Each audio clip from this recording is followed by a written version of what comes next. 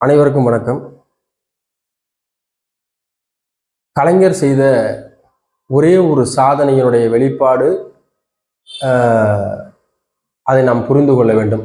சற்று காலத்தை பின்னோக்கி பார்ப்போமேயானால், கலைஞர் அரசு, திராவிட அரசு பதவியேற்ற பின்பு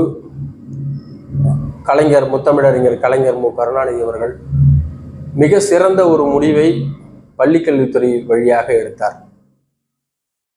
40 மார்க் இருந்தால்தான் பாஸ் என்ற ஒரு நிலையை மாற்றி 35 மார்க்குகளாக அதை மாற்றி அமைத்தார்.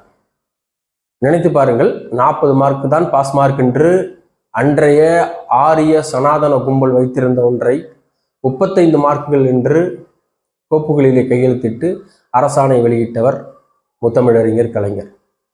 அதன் தொடர்ச்சியாக அன்றைய காலகட்டத்தில் ஒரு பாடம் ஃபெயிலாகிவிட்டால் அனைத்து பாடங்களையும் திருப்ப எழுத வேண்டும் என்று ஆரிய சனாதனத்தின் சூழ்ச்சியை உடைத்தெறிந்து எந்த பாடம் ஃபெயிலாகி இருக்கிறோமோ அந்த பாடத்தை மட்டும் எழுதினால் என்றும் அரசாணை வெளியிட்டவர் முத்தமிழறிஞர் கலைஞர். இதை செய்தது திராவிட முன்னேற்ற கழகம்.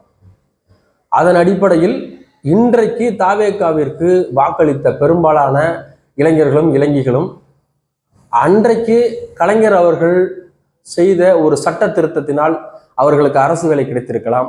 அவர்கள் அடுத்த ஜென்ரேஷனோட இன்றைக்கு வாக்களித்தவருடைய அப்பா அம்மாக்கள் அடுத்த லெவலுக்கு போயிருக்கலாம். அவர்களுடைய பிள்ளைகளாகிய நீங்கள் தான் தாவேகாவிற்கு வாக்களித்திருக்கிறீர்கள், மாற்றம் என்றும் என்பதற்காக. ஆனால் அன்றைக்கே அந்த மாற்றத்தை தந்தவர் முத்தமிழறிஞர் டாக்டர் கலைஞர் அவர்கள் என்பதை நான் இங்கே பதிவு செய்ய விரும்புகிறேன். நன்றி.